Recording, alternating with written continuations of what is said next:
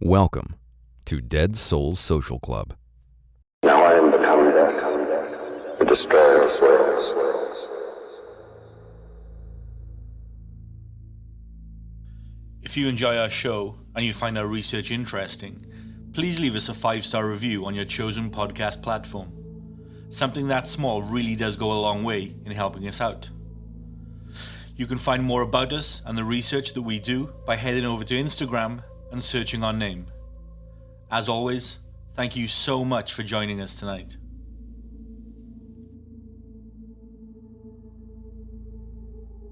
The combined fears that swept over and consumed the United States and later other Western countries throughout the 70s, 80s and 90s are still lurking beneath the surface. Did the Satanic Panic ever go away? Let's get into it. Late in the 1970s, baseless conspiracy theories about devil-worshipping cults committing mass child abuse and murder spread around the North American continent. Talk shows and the nightly news fanned the public's fears, and the authorities investigated hundreds of allegations. Even as cases slowly collapsed and skepticism began to prevail more than a decade later, defendants went to prison, families were left traumatized, and millions of dollars would be wasted on public prosecutions. It is one of the most well-known cultural scares in recent history. Some call it the ritual abuse scare. Others refer to it as the daycare panic. But everyone has heard of it as the Satanic Panic. It was widely characterized at its most significant apex by scare-inducing media depictions of immoral and wicked teenagers and the dark, ungodly music and media which they consumed. In turn, this led to several high and significant criminal cases, the outcome of which were profoundly influenced by said social and media hysteria. Most people associate the Satanic Panic with presumed satanic ritual abuse, a phenomenon that arose from a rash of false allegations made against children's daycare centers in the early 1980s. The flames of this fire would be further fanned with the case of the West Memphis 3 in the early 1990s. For those unaware, and to summarize, the West Memphis 3 case occurred in 1993, where 3 teenagers were wrongfully accused and ultimately convicted for the murders of 3 8-year-old boys in West Memphis, Arkansas. Ultimately, the 3 convicted of the murders had nothing to do with the murders, and there was little to no evidence against them. However, prosecutors and the West Memphis police felt that their goth lifestyles, love for heavy metal rock music, and an interest in the occult literature that they consumed was enough to prove that they must be the guilty party. Inherently, satanic ritual abuse claims were largely based on unsubstantiated statements from children, excessively eager law enforcement, but more so the coercive and suggestive interrogation methods that therapists and prosecutors at the time used amply and with gusto. Some of the defendants in those cases are still serving life sentences for crimes that they very likely did not commit, and crimes which in all likelihood didn't even happen in the first place. The West Memphis 3 were eventually released in 2011 after spending 18 years in prison, with one of them, Damien Eccles, spending that time isolated on death row. Their release still only came after the 3 convicts submitted Alford pleas, with their criminal records remaining in place. It seems justice can admit when they're wrong, but the West Memphis 3 case stands as one of the worst examples of what happens when police rush to judgment without evidence and, even more, abuse their power by acting on misconceptions and biased judgments over hard evidence. But even if the police are less likely to rush to judgment these days over rumours of satanic worship and occult influences, I say if, then the general public certainly have no such misgivings. I share the example that occurred in March of 2021. Please forgive my pronunciation, but Lil Nas X, the popular singer and rapper from Georgia in the United States, caused controversy with his music video for the song Montero, Call Me By Your Name. In the video, Nas, wearing very little clothing and dancing extremely provocatively, prances erotically with various incarnations or versions of Satan himself. Christians and the conservative right were up in arms and took to social media to protest against the satanic imagery.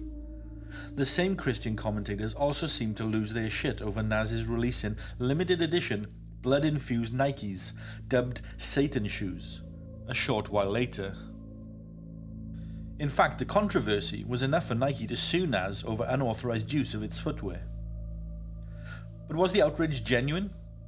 Did grown adults not see the metaphoric messaging in Naz's video and public behavior?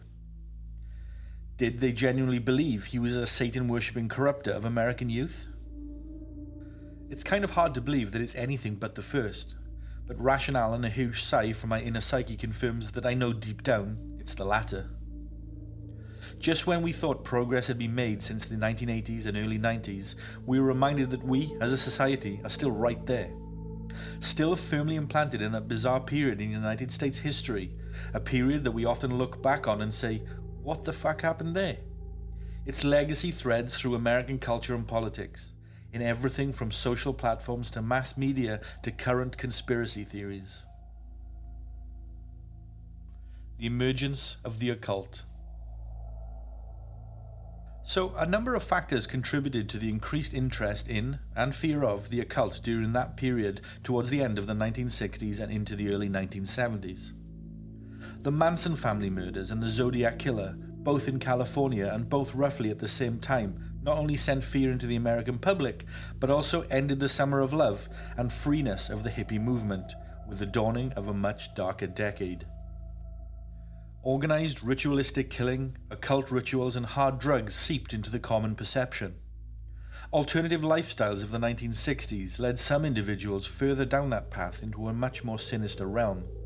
Eastern spirituality and esoteric belief structures entered our culture, and innocence was dissipating, or so it seemed. That same year that Charles Manson ordered his cult followers to commit ritualistic murder, organist-themed occultist Anton LaVey published his philosophical work titled The Satanic Bible. It has gone on to sell over 1 million copies. Critics of the treatise will argue that it's a book that is mostly plagiarized and largely regurgitations of earlier philosophies on self-occultation and self-empowerment from writers like the popular 1920s cultural critic H.L. Mencken and the Russian-American philosopher Ayn Rand. Regardless, it became the seminal work of many modern Satanists, or LaVeyan Satanists at least, and also served as the key text for the Church of Satan, a group which LaVey had officially founded in 1966. Another tome that emerged and accompanied the rise of Satanism as a recognized practice was the 1971 publication of William Peter Blatty's hugely popular and best-selling novel, The Exorcist, and its subsequent blockbuster movie in 1973 titled with the same name. It seemed mass media was dissolving that small-town ideology. The Exorcist, with its claims of being based on a true story, side note, it was the 1949 exorcism of Ronald Hunkler in Cottage City, Maryland, provided the real-life inspiration. The Exorcist profoundly impacted America's collective psyche regarding the existence of demons, and single-handedly transformed the popular Ouija board from a fun, harmless parlor game into a malevolent device capable of inducing spirit possession, demonic infestation, or other paranormal phenomenon. Satanism, horror movies, mass murders, good grief, it's all so fantastical in Hollywood, right? But then came the publication in 1972 of a book by Christian evangelist Mike Warnke titled Satan Seller. The book, a fabricated memoir which was ultimately discredited more than 20 years later, recounts the childhood and young adulthood of Warnke, who claimed that he spent his formative years in intense satanic worship. Warnke wrote that he served as a satanic high priest and was engaged in, amongst other things, ritualistic sex orgies, kidnap, rape, the summoning of demons, a heroin addiction, and dark magical spells. Also in 1972, the publication of Anton LaVey's follow-up to the Satanic Bible titled Satanic Rituals reinforced the idea that dark occult rituals had become a routine part of life for many Americans. As a further addition, even though it wasn't strictly linked to Satanism or traditional occult religion, the 1978 Jonestown Massacre would give the world another ineradicable and shocking insight of what darkness existed in the world, and and what the violence of a cult looked like firsthand. The 1970s saw the rise of self-proclaimed reformed Satanists who insisted that the world was being run in secret by ritualistic satanic witch cults and paedophile rings with the most senior figures in society amongst their members. John Todd, Herschel Smith, and David Hansen, in addition to the already mentioned Warnke, all grew up in Southern California and seemed to emerge from the still smouldering ashes of the Manson cult and Zodiac scare, who subsequently declared that the world was full of dark occult symbols and far-reaching satanic conspiracies. They all claimed to have conversion experiences that made their stories appealing to Christians and the conservative right. Those folks live a good versus evil story in safety in the knowledge that good always prevails. All of these men were also linked to the emerging fundamentalist Christian right. You know, those madmen on the TV who sell God.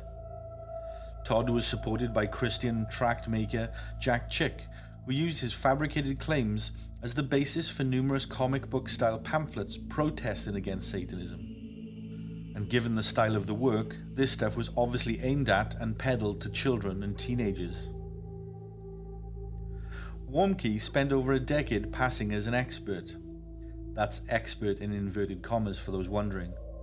An expert in Satanism for the fundamental evangelical Christian community, passing off his entirely fictional childhood as a template for how real Satanism worked. He always came across kind of like those guys who preach against the dangers of drugs and tell you stories of their days as a junkie living on the streets and prostituting themselves for their next hit, only to find out that they've never taken an illegal substance in their life and they spent their 20s working as a baker in a mom-and-pop bakery in Delaware or someplace similar. The growing fascination with the occult also coincided with a number of extremely well-publicized serial killer cases that took place in the 1970s. We have already mentioned the Zodiac Killer, but it doesn't stop there. The Alphabet Killer is another murderer similar in behavior, both of whom used ritualistic patterns in their killings. Neither would get caught. John Wayne Gacy, the Hillside Stranglers, and Ted Bundy. Many of these well-publicized serial killers maintained an image of having the upper hand in some way over law enforcement, and led said law enforcement on a wild goose chase with his superior intelligence. Also, how can I not mention David Berkowitz, the son of Sam?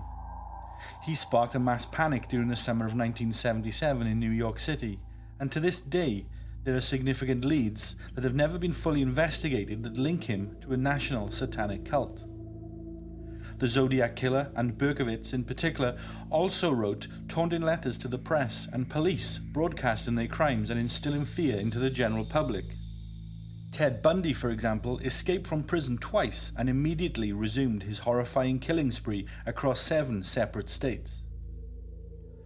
John Wayne Gacy hid his twisted evil beneath the disguises of a friendly clown who performed for children, although he never killed dressed as the clown. As serial killers became more prominent and regular in occurrence throughout the 1970s, so the public fear went with it. Perhaps rightly so. This would later become to be known as the golden age of the serial killer in North America.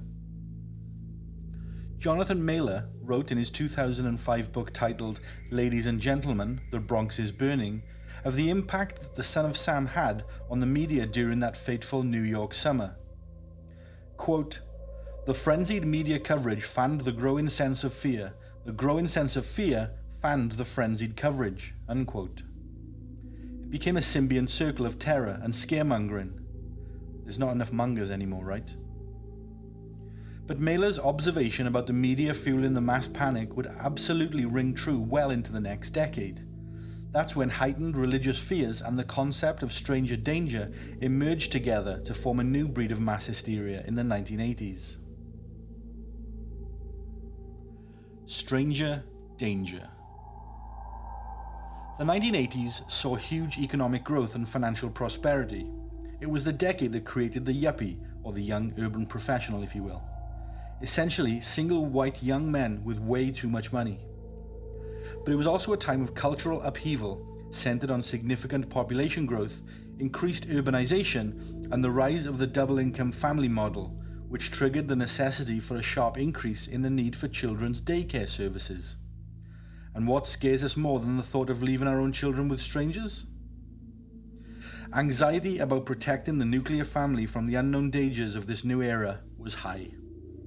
The spread of the AIDS epidemic, child faces or victims of kidnappings appearing on milk cartons, the social panic of the 1982 Tylenol murders, and reports of scary killer clowns attempting to abduct children. Let's not forget the emergence of trick-or-treat scares and the urban legends too. You know, for all the stories and scaremongering, America only has one Halloween killer, Ronald Clark O'Brien, who murdered his 8-year-old son Timothy with potassium cyanide-laced pixie sticks. He was executed by the state of Texas in 1984. Each of these moments of social unease and dysfunction signaled America's growing worry over stranger danger and the fear that evil could always be lurking right around the corner, in your own neighborhood. Christian fundamentalism and a belief in angels and devils were on the rise during this time too. Fundamentalist preachers like Jerry Falwell and his Moral Majority, which were founded in 1979, gained prominence across the country. Whilst Christian television channels started as far back as 1961, it wasn't until the 1980s and the rise of cable television that religious television networks really exploded in popularity and reach. Anti-occult crusaders like Pat Pulling, who believed her son's death by suicide was the result of the role-playing board game Dungeons & Dragons, crusaded against D&D and other role-playing games. Claiming that they were dangerous and demonic by summoning hellish entities within you, Pulling literally accused those who enjoyed the game of playing with the devil. Pulling was backed by occult fear-mongering from Chick and his Chick Tracts, an evangelical gospel comic book. Fearing Dungeons & Dragons and accusing it of being a route to Satanism seems absurd by today's standards. But does it really? It wasn't that long ago that Christian groups were saying the same about the Harry Potter books too. The evangelical movement wasn't alone in its growing occult obsession and scaremongering. The media also played a huge role in stoking the public's fear and fueling misconceptions surrounding occult practices. Our favourite, Geraldo Rivera, yes, the hard-hitting journalist of high esteem, produced a rather lurid documentary in 1988 titled Devil Worship: Exposing Satan's Underground. It became the highest-rated televised documentary to ever air up to that point. It's available on YouTube and it's worth a watch if you're interested in the Satanic Panic and, of course, understanding what was considered as genuine fears and cultural concerns back then, although by today's standards it seems somewhat absurd in parts. In 1991, an episode of the popular investigative news show 2020 famously and terrifyingly for many aired an official Roman Catholic exorcism. This is also on YouTube if you're interested. Just search 2020 Real Exorcism. With so much parallel emphasis on fearing strangers in your neighborhood and Satan in your home, a collision of the two was entirely inevitable. But what about the children? In 1980, a now discredited best-selling memoir titled Michelle Remembers entered the public forum. Written by an ex-psychiatric patient, Michelle Smith, the book detailed a childhood spent undergoing a wealth of shocking occult sexual abuse by its author. It was co-authored by Smith's Canadian psychiatrist and husband, Lawrence Pazder. Pazder claimed to have regressed into Smith's childhood through hypnosis. He purportedly helped Smith uncover memories of past abuse at the hands of members of the Church of Satan, which Pazder insisted was older than LaVey's group by several centuries. The claims made in the book and its allegations were repeatedly and thoroughly debunked. Pazder would still become a perceived expert in the arena of what would come to be called satanic ritual abuse. Lately, due to the mainstream media giving credence to Pazder's claims and supporting his book's allegations, even though it had been thoroughly debunked by various reputable sources back when it was released. Even though the book is at times highly implausible and the accounts within have been thoroughly discredited, Michelle Remembers was presented as a factual textbook during the 80s and early 90s for legal professionals and other authorities to gain understanding and training from. Its publication also allows for the various copycat memoirs which would emerge in the years that followed. Memoirs such as 1988's Satan's Underground, another memoir that has since been proven to be false, and an account entirely debunked of a massive intergenerational secret underground cult founded on satanic ritual abuse. A cult, it posited, not unlike one that is likely operated in your own town or neighborhood right now. Indeed, in fact, the devil worshippers could be anywhere. They could be your next door neighbor. They could be your child's caregiver. This is a quote by writer Peter Beber-Graal during a 1988 news report. The false account in Michelle Remembers would go on to directly impact the nation for over a decade. Its dark occult fantasies and scaremongering helped to spark the rash of wildly dramatic, highly unfounded accusations of satanic ritual abuse that were attached to a string of daycare centers throughout the 1980s. The belief alone that daycare centers across the country were delivering dark and evil occult acts of child abuse upon their young charges would be the most prominent fear of a broader daycare sex abuse mass panic, which was itself part of the 80s' much broader wave of fear. This fear would ravage communities, lead to two of the most notorious criminal trials in US history, and ruin multiple lives before it finally subsided. And some of its victims are still serving sentences to this very day. And whilst we acknowledge the mistakes and shortcomings of the Satanic Panic, justice departments and authorities are perhaps too embarrassed to come forward to admit to all the lives that they have destroyed. The echoes that still ring out today. The earliest element of the satanic ritual abuse wave of cases began in Kern County, California in 1980. A group of Bakersfield social workers had together read Michelle Remembers and learned of a clandestine local occult sex ring from two children who had been coerced into fabricating the claims by an unsavory relative. Between 1984 and 1986, the investigation into these incredible claims would send at least 26 people to jail in a web of interrelated convictions, despite a complete and utter lack of corroborative physical evidence of any of the claims made against them. Almost all of these convictions have since been overturned, though it isn't always the case. One man who had served half of his 40-year sentence has now been released. Two parents who were sentenced to 240 years after their own sons were coached to accuse them of satanic abuse have also now been freed. A fast-moving, spiraling investigation, outlandish claims, no actual evidence would become a familiar template. A well-trodden consistent for more than a decade throughout the wave of failed prosecutions of satanic ritual abuse in daycare centers and schools across the United States. Even the psychological methods behind the unveiling of repressed memories would be thoroughly debunked in later years, proven to implant the memories in the first place, not to unlock said buried recollections.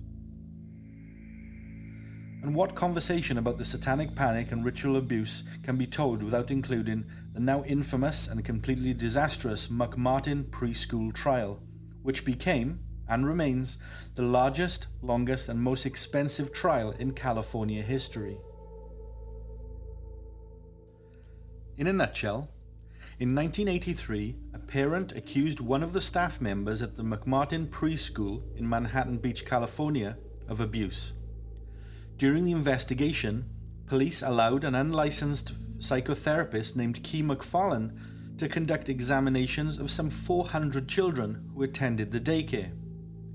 McFarlane famously used anatomically correct dolls and coercive interview processes, thus resulting in a staggering 321 counts of accused child abuse being leveled against 7 daycare staff members by 41 separate children.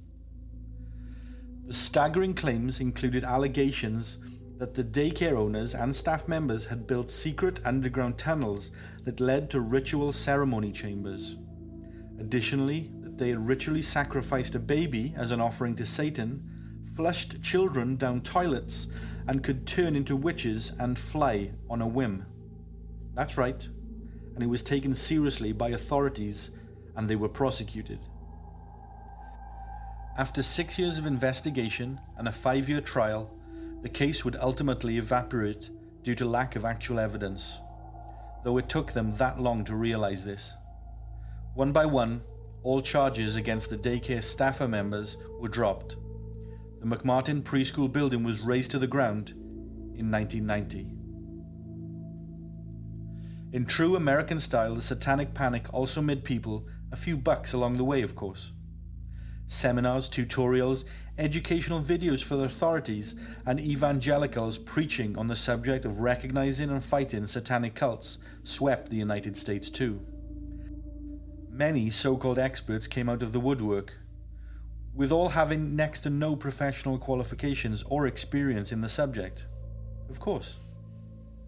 Law enforcement in El Paso, Texas, for example, were forced to attend ritual crime seminars and undergo satanic and occult training for the widespread wave of satanic crimes that was engulfing the nation. Classes were aimed at law enforcement authorities and social support organizations, taught mostly by other police officers, therapists, preachers, and born-again Christians claiming to be former high priests or reformed escapees from ungodly, sadistic ritual torture cults. The United States Justice Department thoroughly debunked the myth of the satanic ritual abuse cult in 1992, although most accusations of this sort of crime had started to die out by this point. By the mid-1990s, they had pretty much dried up altogether. Law enforcement continued to treat Satan as a potential criminal indicator, though, as we hear in this clip from the 1994 police training video titled "The Law Enforcement Guide to Satanic Cults." In satanic occultism, that which is good is bad, and that which is bad is good. And as you view this learning and educational tape, pay attention to notice the reverse of everything that is normal becoming abnormal. Eric Pryor is a former satanic high priest turned Christian who now spends his time educating people about the dark side of satanic cults. When I was a practicing occultist, oftentimes I would come into this park and practice on various different holidays, lunar holidays and occultic holidays, and we'd actually have rituals in the park when we didn't have a space to do rituals indoor. So what I'd like to do is take you into the park and just kind of show you one of the places that you would start asking your questions and start looking to see, what the occultists are up to. There's two different communities that use this park. One is the pagan or occultic community, and the other community is, of course, the homosexual community. Interestingly enough, they go hand in hand. And so, well, see, here you go. Upon entering the park, you can see they've already got started. Okay. This is a pentacle. Interesting thing about this pentacle is it's an upright pentacle. This is not a satanic pentacle. Now, the reason why this pentacle would not be considered satanic is because it has one point up. Now, Satanists would reverse this star, or pentacle as it's called, and have 2 points up. Those represent the horns of Baphomet and or the horns of Satan. But now, right over here, I can see on a tree here, there's a inverted cross. Now this is satanic. This is a very generic symbol. Let me see. It's actually fairly fresh too. This here, of course, is a bastardization of Christianity, and it's a very common symbol. Obviously, they probably had a party or a ritual here within the past night or two. I appreciate that this clip is audio only, but to clarify, each of the symbols that are being discussed by Eric Pryor in this video are all spread, painted across trees in a paint that's conveniently by the same person and using the same single paint. As I said, it's taken from a United States law enforcement training video. Today this video seems laughable, but the humor fades when we consider just how many actual people were prosecuted due to these brazen and non-existent stereotypes. The voice you hear in this clip is a so-called satanic expert and former satanic high priest named Eric Pryor. Both of those claims are his alone, and very little evidence is available to support them. In the early 1990s, Pryor worked with the Jubilee Christian Center in San Jose, California, from which he managed to get the attention of law enforcement for a very short while while he was a key speaker at the police seminar in 1991. He taught police how to identify and deal with satanic crimes and devil worshippers. It was that seminar that led to the recording of this video. Now, I could dedicate an entire episode to the life and times of Eric Pryor, a conman of the highest order, but I won't. Although do check out our Instagram, as I've added some further information about Eric Pryor and his bullshit there.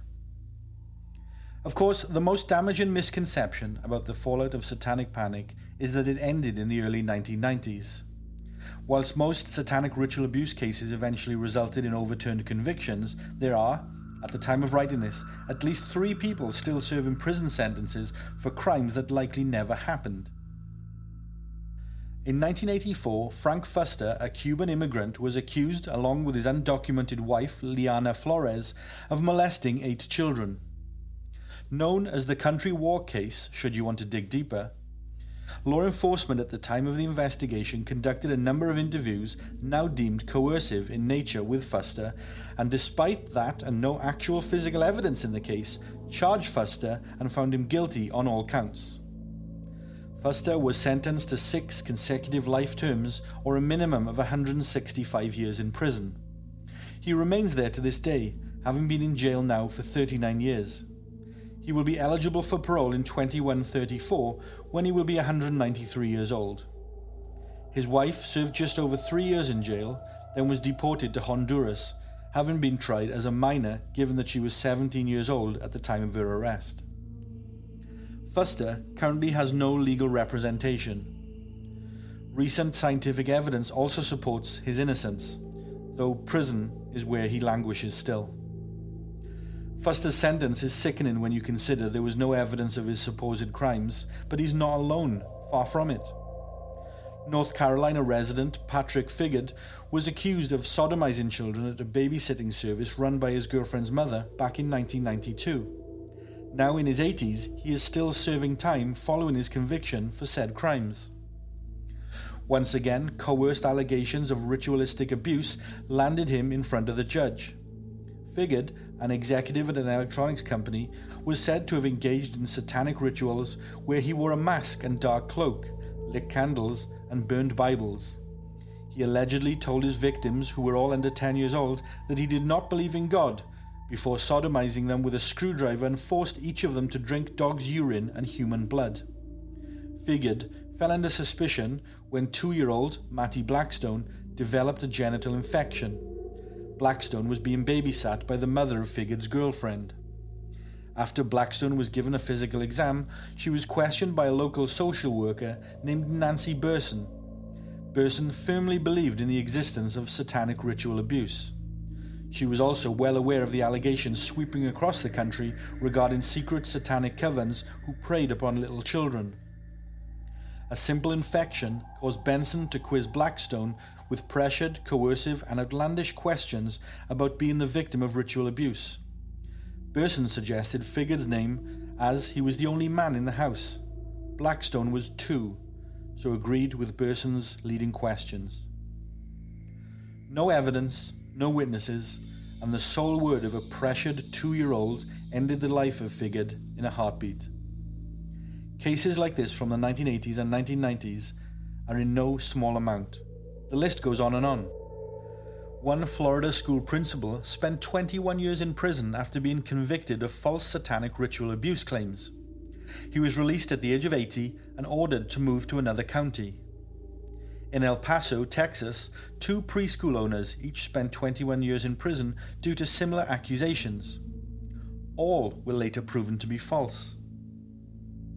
In 1984, 3 members of the Amirault family in Malden, Massachusetts, were convicted under false child molestation charges following yet another pattern of false memory coercion and lead-in pressured interviews forced upon children. 2 of the defendants in this case spent 10 and 20 years in prison before being paroled in 1999 and 2004 respectively.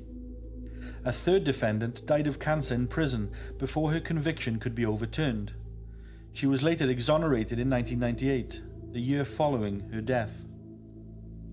In 1997, 4 lesbian women who became known as the San Antonio Four were targeted and wrongfully convicted for child molestation claims.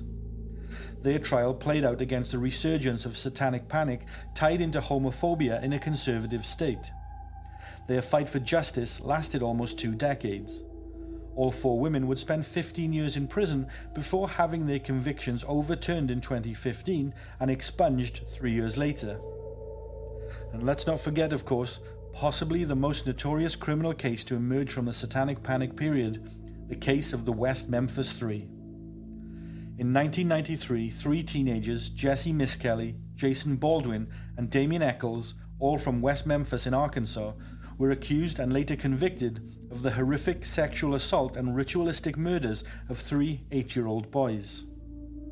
The 3 teenagers were accused based on hearsay due to their goth lifestyles and image, and rumors that they worshipped Satan, even though there was again a lack of any physical evidence. The teenagers liked heavy rock music, read books by Aleister Crowley and Anton LaVey, and were from the wrong side of the tracks, so to speak. That was enough, it seemed, to land the 3 teens in prison, with one of them, Eccles, sentenced to death for being the leader of the 3, allegedly. There are a few fantastic documentary films about this case: West of Memphis, directed by Amy Berg, and also the Paradise Lost trilogy of films directed by Joe Berlinger and Brian Sinofsky. If you're interested in knowing more about this case, I highly recommend these pictures. Spoiler alert, the 3 teens, or men as they were by this point, were eventually freed in 2011 after DNA evidence emerged that shows that the teenagers could not possibly have had any connection to the killings. They entered Alford pleas, which commuted their sentences to time served of 18 years in prison. I might produce a series of episodes in the future regarding this particular case. It's fascinating, and there are so many layers to the story. It's especially intriguing given the amount of suspicious characters who were involved in the case, with the actual murderer still at large and unknown to this day. The legacy of the Satanic Panic.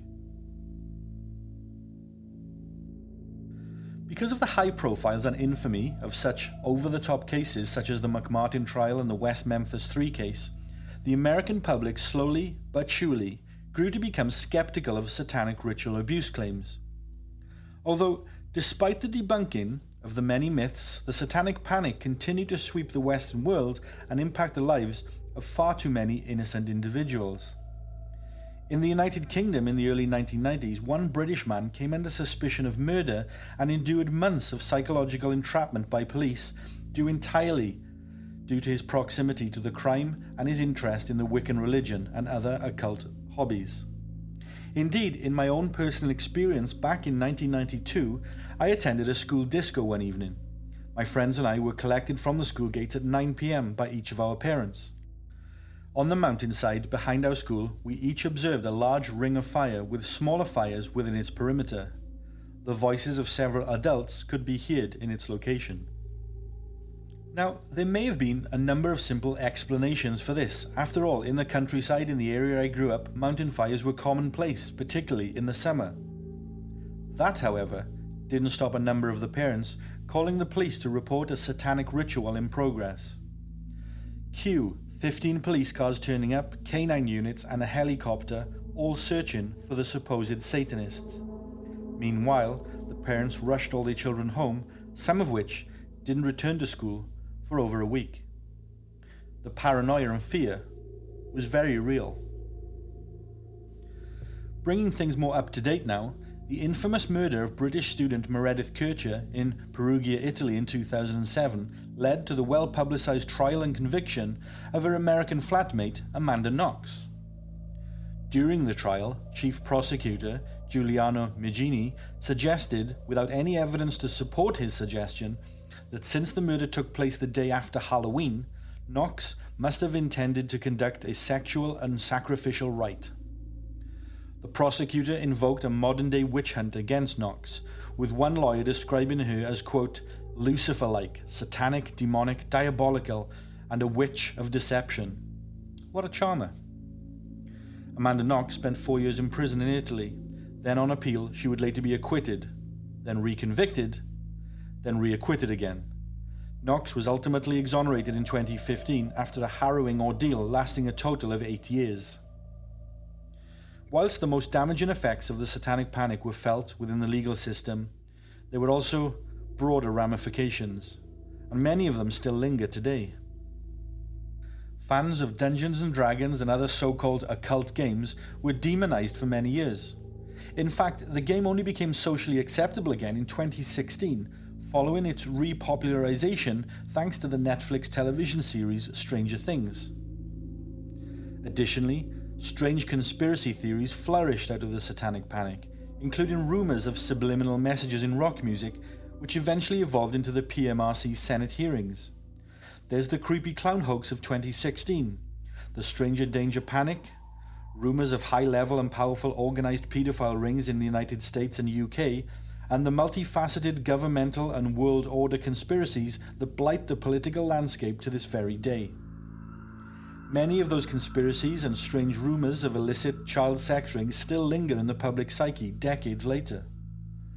The 2016 clown hoax emerged as a metaphor for the long-standing myths about child predators lurking among us and relying on innocent-appearing methods of attack. It played out as a psychological reaction to historical moral fears. In fact, many right-wing Western conspiracy theories have ballooned into serious societal threats over the past decade, all emerging from the afterbirth of the Satanic Panic. One such example being Pizzagate. That conspiracy alone led to a staunch believer bringing a firearm to a Washington, D.C. pizza parlor in 2016. His claim being that US Democrat politicians were secretly trafficking children for sex and holding them in the basement of a pizza parlor. 10 minutes of research might have told him that the pizza restaurant in question didn't even have a basement, but I digress. Talking of 2016, do you remember those hacked emails from John Podesta that leaked following an online spear phishing attack by the Russian cybersecurity unit known as Fancy Bear? Well, Podesta, you might recall, was the presidential campaign chair for Hillary Clinton. Within those leaked emails contained details of a dinner party that Podesta had attended, a fairly innocuous and uninteresting item within all of the said communications. Well, that was until somehow right-wing conspirators in the United States interpreted said dinner party as being a satanic ritual. The reasoning behind this theory, if you can legitimately call it that, was because the dinner party was also attended by the Serbian performance artist Marina Abramovic. Essentially, in the emails, Abramovic had sent a message to Podesta's brother discussing an invitation to a spirit cooking. This so-called spirit cooking invitation, it seems, was enough to trigger right-wing conspiracy theorists, such as the infamous Alex Jones, to determine that the satanic ritual was afoot. This was at the same time, roughly October 2016, where Jones also alleged that Hillary Clinton was not simply an especially craven member of the Illuminati, but more specifically, a literal demon birthed in the bowels of hell. Jones has evidence of this, he states, and people that he knows who were friends with the Clintons and the Obamas have allegedly told him that both of them permanently smell of sulfur, which is the smell of hell, apparently. Just saying these words together makes me feel a little unhinged. But anyway, skipping back to the case in point, i.e. the Podesta email, although the theory was absurd, Abramovic has faced allegations that she is a practicing Satanist ever since. Now I get it, spirit cooking is a reference to an Aleister Crowley occult magic ritual where blood, semen and breast milk are mixed together and baked into biscuits, then eaten. But it doesn't take an expert to realize too that spirit cooking is also a playful reference to one of Abramovic's past works, a 1996 published collection of her artistic works in portfolio form. In fact, in 2020, outraged conspiracy theorists disrupted and shut down a collaboration that Abramovic had worked on with Microsoft, causing it to get cancelled altogether. The Abramovich theory was tied to the notorious Pizzagate conspiracy, in that it was also politicized and also involved the idea that the Democratic politicians were secretly engaged in evil acts. Thus weaponized political propaganda that the great uneducated and devoutly religious, i.e. the Republican base, lapped up in barrels. Given the polarized United States political climate, it's easy to see how two similarly unfounded ideas, Democrats engaged in ritual Satanism and Democrats engaged in child sex abuse, could become linked in the minds of some members of the public, and in 2017, that's just what happened.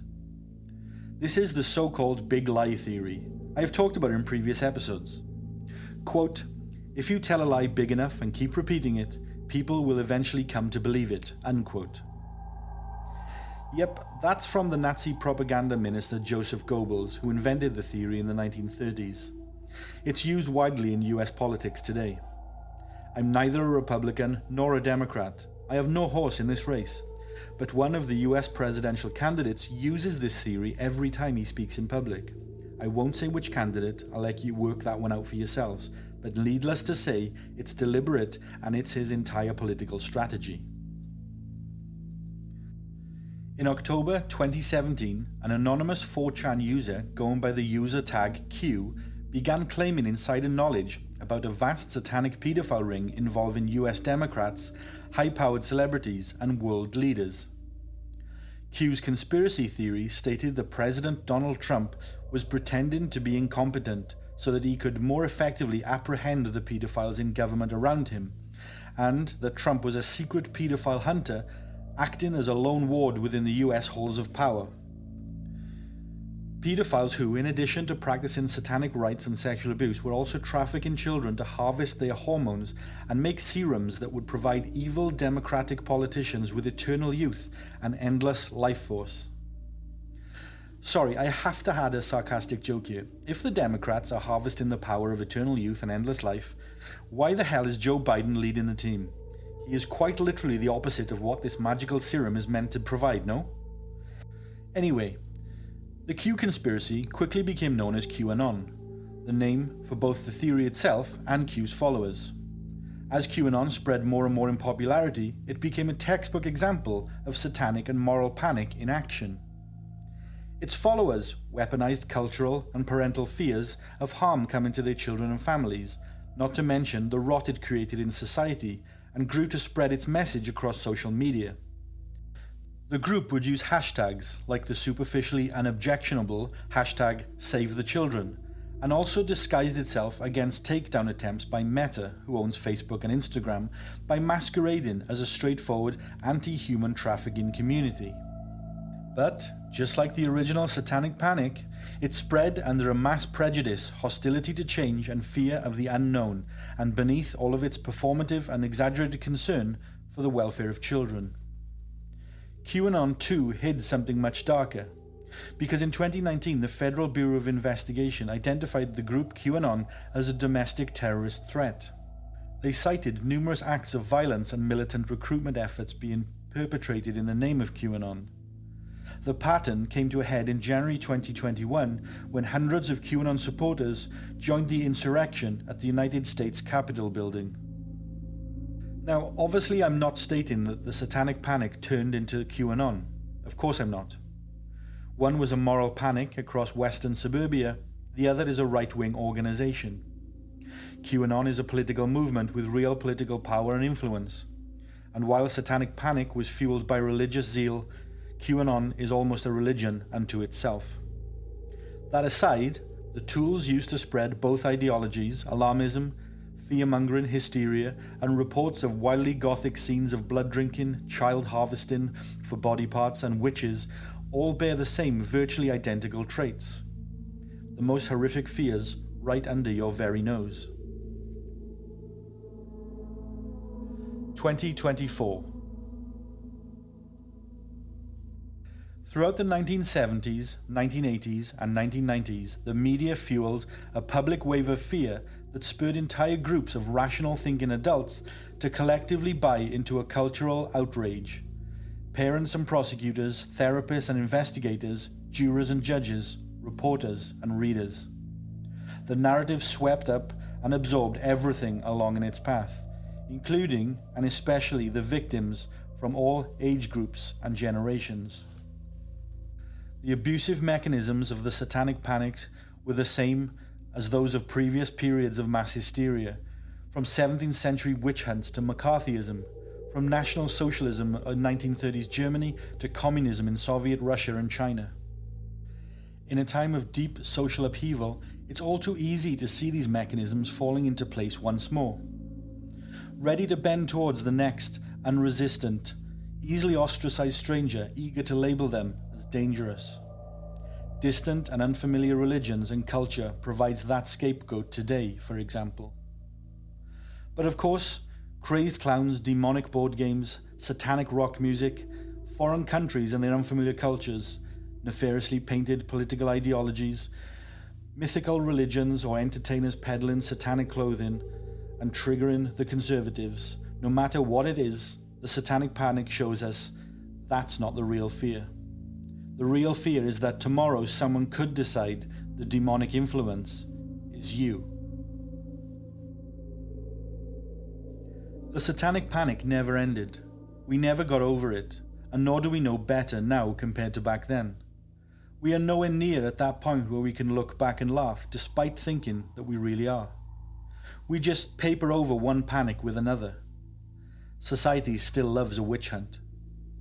I can think of a number going on in the media right now. I'm going to leave you tonight with the voice of Damien Eccles, death row survivor of the West Memphis 3. Good night.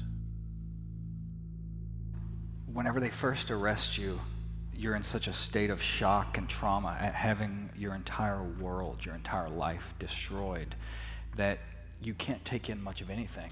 You're just moving along almost like a zombie wherever they lead you.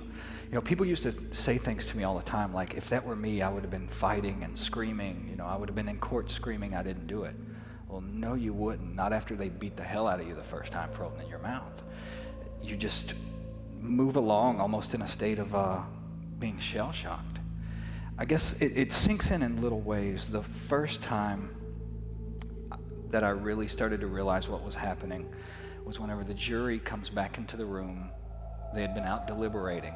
They come back into the room and I look over at them and one of the women on the jury starts crying. And I knew right then I was screwed. Also, after you get to prison, it's like walking into the most cold, soulless, empty environment you can imagine. You know, you're not even looked at as a human being anymore. They take away your name and give you a number, dress you just like everyone else. To them, you're not even human, so they don't look at you that way. They don't treat you that way. If they're hurting you, it's not like they're hurting a person. They're just doing something almost to an inanimate object.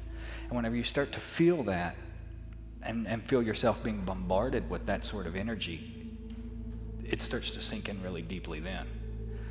Also, after I first got there, the guards, it was almost like it was nothing personal. They just decided they're going to welcome me to the neighborhood. So they beat the hell out of me for about 18 straight days. You realize when something like that's going on, you don't live in the world anymore. You've gone someplace else. You've been sent someplace else where they can do anything they want to do to you, and there's nothing you can do about it. When did that occur to you as the new normal? After you had stabilized, after the beatings became normal, you get used to the food.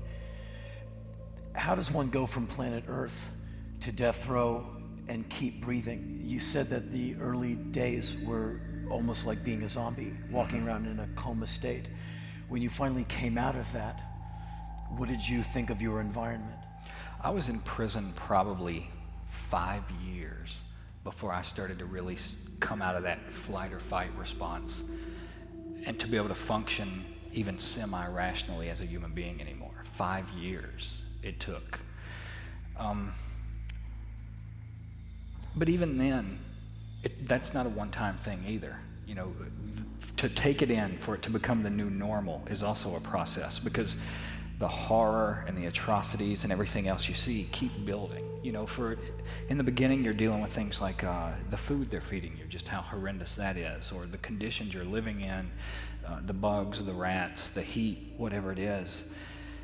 As soon as you start getting used to that, then they start executing people. So it's always like there's a next horror that comes along that's a little bigger than the last one. So you never really get used to it. And actually, after 18 years, the last 2 years that I was there were probably the worst in terms of brutality.